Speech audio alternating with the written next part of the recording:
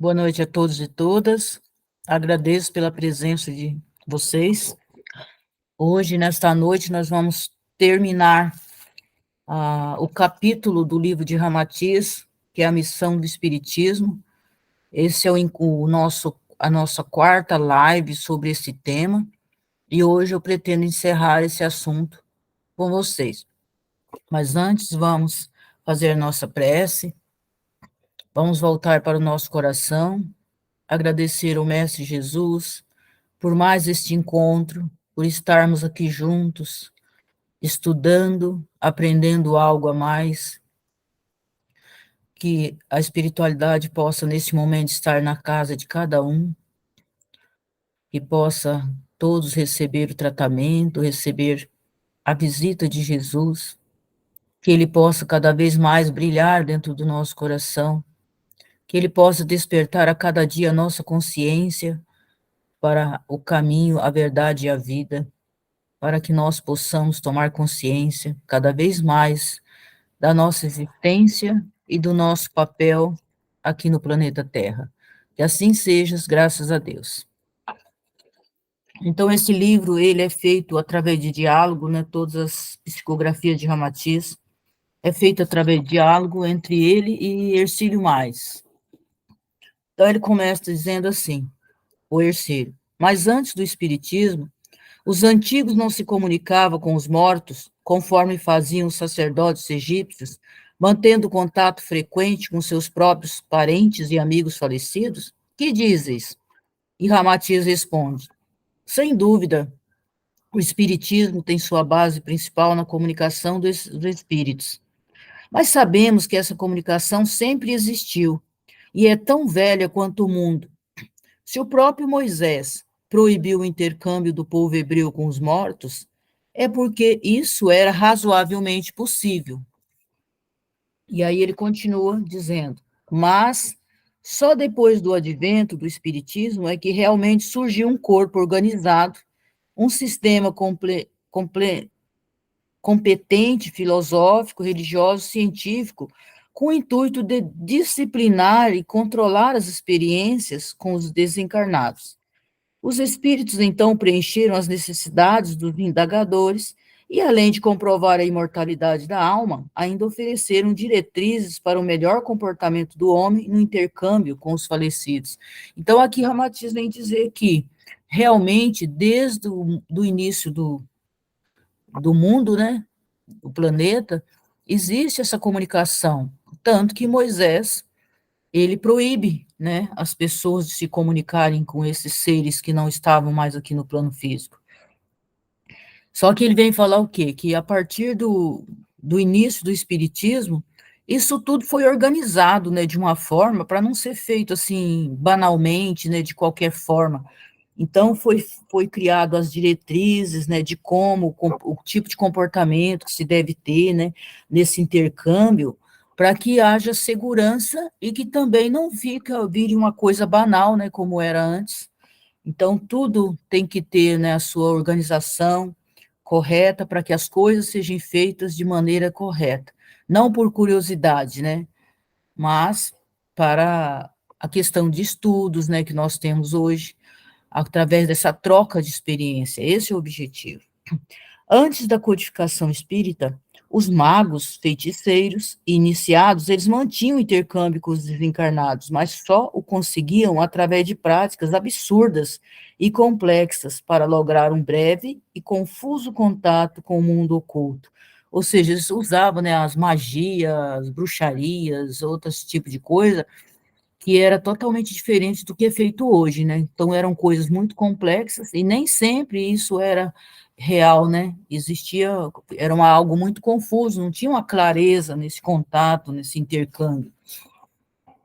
E aí o Hercílio continua questionando Ramatiz: o espiritismo já pode constituir-se numa escola espiritualista do Ocidente sem receio de quaisquer desmentidos futuros por parte da ciência cada vez mais dominante no mundo? E Ramatiz diz: o fenômeno espírita pode fundamentar os postulados de uma nova escola espiritualista porque está suficientemente comprovado nas suas manifestações incomuns.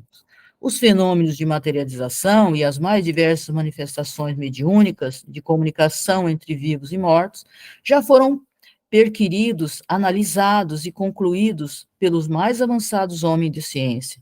Assim, médicos, filósofos, químicos, escritores e estudiosos, como Gabriel Delany, Leon Denis, Aksakov, Paul Gibier, William Cronkite, Lombroso, Bozano, Carduccio, Gonçalves e tantos outros, recordaram aos mais recorreram aos mais avançados aparelhamentos de laboratório e de investigações precisas, concluindo pela realidade dos fenômenos mediúnicos e pela lógica dos postulados espíritas.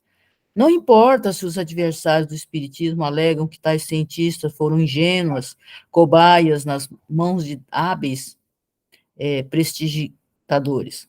Os aparelhos de precisão e máquinas fotográficas que registraram as experiências não mentem e não distorcem os fenômenos. Então, ele vem dizer assim, não corre o risco de um dia o cientista dizer que é algo mentiroso. Por quê? Porque isso já foi comprovado pela ciência. Isso foi experienciado, inclusive no início, né, o Kardec mesmo, ele faz experiência, ele era uma pessoa totalmente isenta, né, de qualquer questão religiosa, dogmática, por isso ele foi escolhido, né, para ser o codificador. Então, isso já foi mais do que provado, né, foi experienciado em várias partes do mundo, e os cientistas já tiveram a prova, né, de que não é algo normal, né, do nosso cotidiano, não é algo normal daqui do plano físico.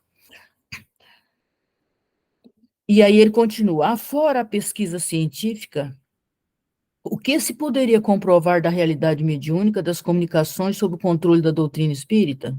E Ramatiz diz, é a própria unanimidade de conclusões filosóficas da vida do mundo oculto que os espíritos têm transmitido através de centenas de milhares de médios. Entre os povos e as raças mais diversas, examinando-se as comunicações dos espíritos, verificamos um perfeito entrosamento nas descrições de Kardec e nos estados de alma da vida do além. Não há despautério, desmentido ou contradição entre o que têm dito os espíritos através de médios ingleses, espanhóis, portugueses, brasileiros ou franceses. Na essência de todas as comunicações, respeitando-se o temperamento, a índole e os costumes dos comunicantes, permanece o mesmo conteúdo de revelação e unidade de motivos, ou seja, em várias partes do mundo, em vários países diferentes, de língua diferente, mesmo sendo médiums diferentes, que podia ter interferido, mas no fundo, a essência era sempre a mesma, a mensagem era a mesma, independente do país, da língua, que as pessoas recebiam tudo isso. Então, por isso, é comprovada a verdade por conta dessas provas, né, dessas experiências. E aí o Mais diz assim, gostaríamos de algum exemplo quanto a essa identificação ou unidade existente nas comunicações de espíritos que se comunicam nos ambientes mais diversos do orbe. E Ramatiz responde: os espíritos benfeitores e respeitosos, embora se comuniquem no seio de povos ou raças mais exóticas, são unânimes em explicar que não existe o inferno, o purgatório e o céu teológicos pintados nas velhas oligravuras hebraicas, que os mortos sentem-se no seu perispírito ou involúcro, post-mortem, as emoções e sensações ainda dominantes da vida física, que o homem sofre nas vidas sucessivas, na carne, os efeitos das causas que gerou em existências pregressas, que os espíritos nascem simples, ignorantes, e são lançados na senda evolutiva dos mundos planetários para adquirir a consciência de si mesmos e elevar-se até a angelitude. Ainda proclamam a pluralidade dos mundos, pois há muitas moradas na casa de meu Pai, a sobrevivência de todos os homens e a aventura de todos os seres. Então, aqui, mais uma vez, ele vem dizer, né, que tudo isso, que não existe aquela coisa, né, do céu, do inferno, do purgatório, né, que tudo isso é coisa do imaginário, né, dos seres humanos. Eles, no início, eles imaginavam algo assim, e até para ter domínio também do povo, né, eles tinham que criar algo que fosse de castigo, para que esse povo, né, ouvisse, para que esse povo tivesse medo e eles conseguissem, né, dominação. E isso perdurou até os nossos dias, que grande parte da humanidade ainda tem essa crença, né, que existe um céu, que existe um inferno. Se a gente for bonzinho, a gente vai para o céu; se a gente for malzinho, a gente vai para o inferno e vai ficar lá para todo sempre. Aí eu fico pensando, né? Se nós, pais e mães aqui no plano físico, se a gente não é capaz de condenar um filho para o resto da sua existência, mesmo que ele cometa crimes odiondos, imagine Deus, né? Que iria fazer isso. Então nós seríamos melhores do que Deus, né? Se nós fôssemos capazes de ter clemência com o filho e Deus não fosse capaz de fazer tudo isso. Então tem muita coerência, muita lógica, né, em tudo isso. E aí o Ercílio continua perguntando ele: embora concordando com vossas considerações, já compulsamos obras mediúnicas em que os espíritos comunicantes na Inglaterra e nos Estados Unidos são contrários à reencarnação e asseguram que os desencarnados não retornarão mais à Terra. Que dizeis?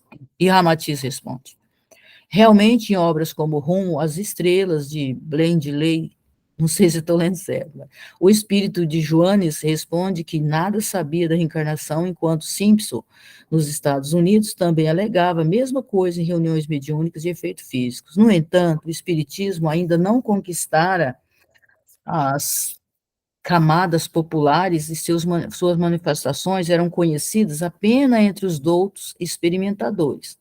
Em face do preconceito racial do povo americano e as veleidades da aristocracia inglesa, o Alto mandou velar-lhes a realidade da reencarnação nas comunicações com além, até a doutrina afirmar suas bases indiscutíveis entre o povo. Então, olha só, aqui ele está explicando, é quando esses espíritos se manifestaram, que eles diziam que não existia reencarnação, que as pessoas não voltariam à Terra. Até isso, né, naquela época. Por quê? Porque poucas pessoas tinham esse conhecimento e as classes populares ainda não tinham conhecimento de tudo isso, então foi velada essa parte para que não escandalizasse também, né, as pessoas naquela época. Então, o Ercílio continuou perguntando: qual seria o prejuízo de os espíritos revelarem aos ingleses ou americanos a veracidade da reencarnação? E Ramatiz responde: ainda não convinha estremecer as raízes frágeis do espiritismo nascente na Inglaterra e nos Estados Unidos, pela revelação do processo reencarnatório e, consequentemente, obstáculo à propagação da doutrina. É evidente que tanto o americano racista recusava crer na possibilidade de ele vir a reencarnar-se futuramente na figura de um negro, como o inglês aristocrata também não daria crédito à ideia de renascer plebeu em vidas futuras. Então, os próprios brahmanes pregavam a encarnação por castas, porque não podiam conciliar a ideia de retornarem à carne em condições inferiores, depois de gozarem da munificência sacerdotal do brahmanismo. Então, ensinavam que o pária renasceria pária, e o rajá, ou brahmane, nasceria no futuro, rajá e brahmane. Então, aqui ele está falando da questão, né, porque jamais eles se aceitariam e também se, eles iriam bater mais de frente, né, também com a questão do espírito, e seria muito mais difícil de ser implantado no mundo por conta do racismo, tanto dos americanos quanto dos ingleses. E aí ele dá esse exemplo dos indianos, né, que não aceitava também, então eles colocavam que todo mundo nasceria na mesma casta, porque eles não admitiam nascer numa casta diferente.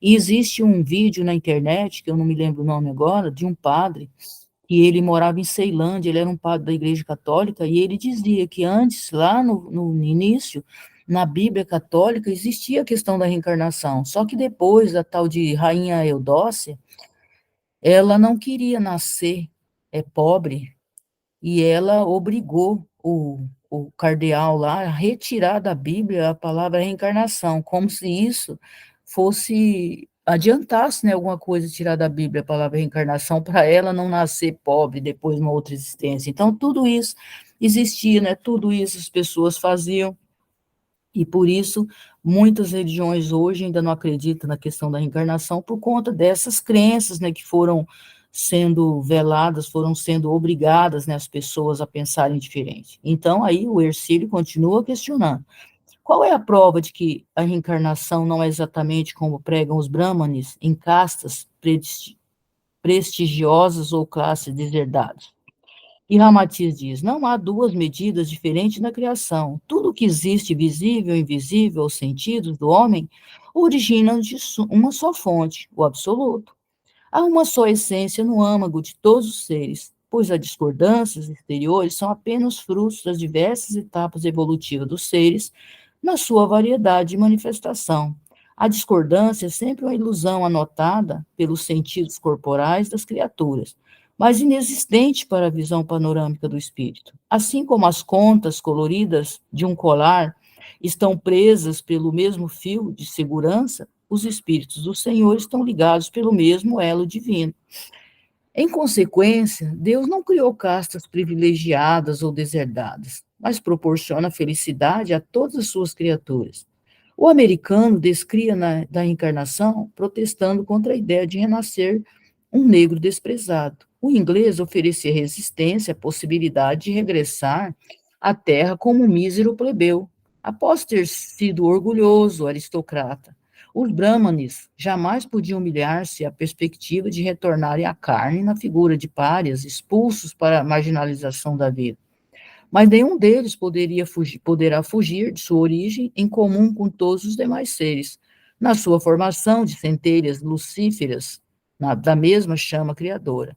As palavras e sofismas jamais destroem ou desmentem a realidade divina da criação. Deus não admite privilégios a qualquer de seus filhos, inclusive na Índia, né, os párias são aquelas pessoas desprezadas que são consideradas pessoas inferiores, que os brahmanes, aqueles seres que se consideram, né, as castas superiores, eles não podem nem encostar, né, nem conversar na rua com os pares, porque eles se consideram impuros, depois têm que fazer uma série de rituais, né, para se purificar, se alguém encosta num pária, né, que é considerado as pessoas inferiores. Então, tudo isso, e ele fala, não adianta as pessoas se rebelarem, as pessoas falarem que não é assim, porque não importa, a verdade de Deus é absoluta, independente do que eu penso, do que eu deixo de pensar, do que eu falo, do que eu deixo de falar, a verdade vai continuar sendo a mesma verdade, porque é a verdade divina, é a verdade absoluta, não é a nossa verdade, né, que nós criamos para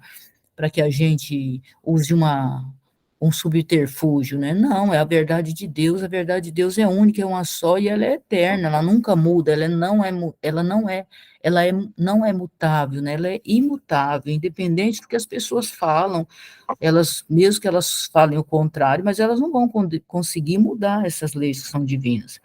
E o Ercílio continua perguntando: certos espíritas acham que o espiritismo deve interferir publicamente na política do mundo, a fim de higienizar as atividades dos seus responsáveis. Outros alegam que a doutrina nada tem a ver com a política. Que dizes?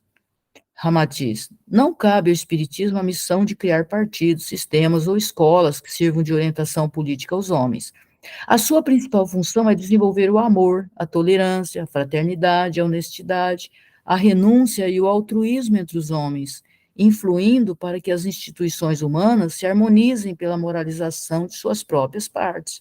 Deve conquistar os corações dos homens, mas não impor condições partidaristas ou criar as leis próprias do faccionismo político no mundo. Tratando-se de movimento destinado a atrair em seu seio as criaturas de opiniões, crenças, cor, casta, nacionalidade, cultura, moralidade mais diversas, jamais deve isolar-se na condição de partido político, credo religioso ou sistema de casta social. Em verdade, e independente do espiritismo, os espíritos influenciam continuamente os homens, onde quer que eles laborem ou interfiram, quer sejam párias ou reis, mendigos ou afortunados, sábios ou analfabetos, pretos ou brancos. Olha que coisa interessante. Então, Ramatiz vem falar que, independente de você ser espírita, de você não ser espírita, Deus sempre está influenciando através da espiritualidade as pessoas, não importa qual religião, não importa qual a função dessa pessoa, elas sempre estão sendo é, influenciadas, tanto que se a gente for pensar, até há pouco tempo, pelo menos, eu não sei a estatística ultimamente, mas os espíritas no mundo era 0,5% só de toda a população, quer dizer, então não é ser espírita que vai ser melhor do que o outro deixar de ser, mas praticar esse amor que a doutrina veio ensinar, essa tolerância, tudo isso, né, o amor ao próximo, é isso que faz o ser evoluir, assim, o seu crescimento, né, interno, a sua descoberta de um ser divino que todos nós somos. Em consequência, os bons políticos serão assistidos por bons espíritos e os maus políticos são alvo predileto dos malfeitores e zombeteiros do mundo oculto. Não seria a doutrina espírita a que sanearia a imoralidade dos conchavos e partidos políticos maquiavélicos, mas é a renovação moral do indivíduo que o distingue e o transforma como peça sadia do meio ou da organização política, social, religiosa ou educativa, onde passa a atuar. Então, independente de religião, é a moralidade que faz, né, com que as pessoas se tornem seres, é, seres, bons seres ou maus seres, né, ou que demora um pouco mais esse encontro, né, consigo mesmo, com Deus. Não é a questão da religiosidade, ou alguém que tem ou que não tem religiosidade, ou alguém que seja espírita, ou que seja de outra nomenclatura religiosa, o que vai diferenciar, o que vai fazer com que nós tomamos consciência mais rápido de quem nós somos, porque nós já somos tudo isso, né? A gente só veio para desvestir da nossa ignorância. Então é independente, o que conta é a moral, do amor, a benevolência, a paciência, é ir se lapidando durante a nossa vida. Existe uma fala que eu acho muito interessante, que fala assim, né, que é como o rio, a correnteza, né, que muitas vezes a gente não quer se jogar, não quer enfrentar as nossas dificuldades, não quer enfrentar os nossos desafios, né? E aí, quando a gente não quer enfrentar os nossos desafios, a gente é como aquela pedra que vai ficando na margem do rio, pontuda, pontiaguda, que não vai sendo lapidada, e aquelas pessoas que enfrentam o desafio, não importa o que aconteça, elas estão ali batalhando, elas não desistem, que elas ficam no meio da correnteza, no meio do rio, e elas vão ficando buriladas rapidinho, rapidinho, elas estão todas arredondadas. E elas já não ferem mais ninguém, né? Mas aquelas que vão ficando à margem, que sempre vão esperando uma outra existência, que vai esperando um outro momento, porque agora eu não dou conta, porque agora eu ainda não consigo, porque eu vou esperar, porque eu sei que eu vou ter muitas vidas que eu vou voltar. Essas são as pedras pontiagudas que continuam ferindo as pessoas que passam por elas, né? Então, é isso que é a diferença que faz.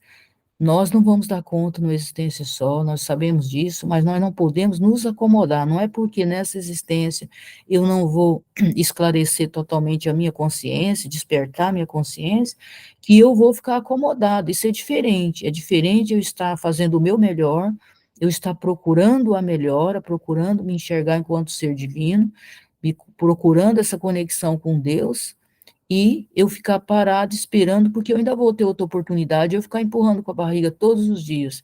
Então, essa vivência, né, que ele fala dessa, a missão do Espiritismo, na verdade, é desvendar tudo isso dentro de nós mesmos, né, é a cada dia, tudo que eu estou fazendo, eu saber que eu estou fazendo, que tudo isso vai interferir na vida de alguém, vai interferir na questão da humanidade, que tudo isso, tanto faz de bem ou de mal que eu fale, que a minha tarefa, não importa qual seja, ela faz parte desse complexo da humanidade que Deus criou, faz parte desse planeta, que não é por acaso que a gente está nesse planeta, não é por acaso que a gente está aqui nessa cidade, não é por acaso que a gente convive com as pessoas que nós convivemos, não é por acaso que a gente está ouvindo nesse momento, nessas palavras de Ramatiz, é uma oportunidade, né, de nós pararmos e refletirmos e não desistir da nossa caminhada. Assim como falta muita coisa ainda, muitas coisas para nós vencermos, mas também nós já vencemos muitas barreiras. E nós não podemos desistir, que cada dia mais nós possamos ter a coragem de enfrentar a nossa situação, as situações que vêm para nós, e a gente parar de chamar de problemas. Vamos começar a chamar as coisas que chegam até nós de desafio. Quando nós vencemos um desafio, significa que nós estamos mais preparados para vencer um desafio maior ainda. E esses desafios, conforme nós vamos vivendo, nós vamos vencendo eles, é que nos leva ao despertar da nossa consciência. E nós nunca podemos, mesmo nos momentos difíceis, A gente precisa prestar atenção naquilo que nós temos, nas coisas boas que nós vivemos, que nós temos tantas coisas que a gente fica só olhando, nós temos a mania, uma coisa dentro de nós de ficar olhando as coisas que nós não temos, as coisas que vêm, os desafios que vêm, que nos ferem, que obriga nós a sairmos do nosso espaço conhecido e partir para um mundo muitas vezes desconhecido, que nós não sabemos o que vai dar lá na frente das decisões que nós precisamos tomar, mas a vida, ela é dessa forma. Se nós ficarmos só lidando com aquilo que nós já conhecemos, com aquilo que nós já aprendemos, nós nunca vamos aprender coisas diferentes. E é quando alguém pede algo que nós nunca fizemos, é aí que está a nossa continuidade do nosso aprendizado. Aqui, na verdade, é uma escola, e essa escola nós fazemos vários estágios nela. Nós um dia nos matriculamos, né, para chegar até aqui, e é só apenas uma escola, aqui não é a nossa casa. Então a gente tem que ir desapegando dessas coisas que a gente convive todo dia. A gente sabe que vai chegar um momento que vai terminar o nosso curso, que nós viemos fazer aqui o nosso aprendizado, e nós vamos voltar para casa.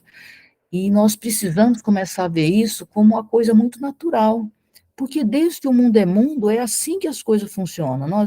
As pessoas chegam aqui, elas vivem o aprendizado delas, as experiências delas, e chega um momento que elas precisam voltar, né? Voltar para casa, porque elas já terminaram o curso, elas não vão ficar repetindo o ano não sei quantas vezes lá só para ficar aqui, né? Então, a gente precisa olhar com mais naturalidade. Por que que a gente olha com tanto horror, né, quando uma pessoa se despede de nós para voltar? Claro que existe aquele lado emocional, de amizade, de amorosidade, que nos faz, né, sentir dor no nosso coração, claro, a despedida, a partida, tudo isso não é fácil, mas nós precisamos entender tudo isso como uma coisa natural, mesmo sentindo saudade, mesmo às vezes chorando, né, derramando as lágrimas por estar despedindo daquelas pessoas, mas saber que elas não acabaram ali, né, que a vida delas continua, que do jeito que parou aqui vai continuar do outro lado, e sempre estar consciente disso, né, um dia vai chegar também o nosso momento, né, da nossa partida,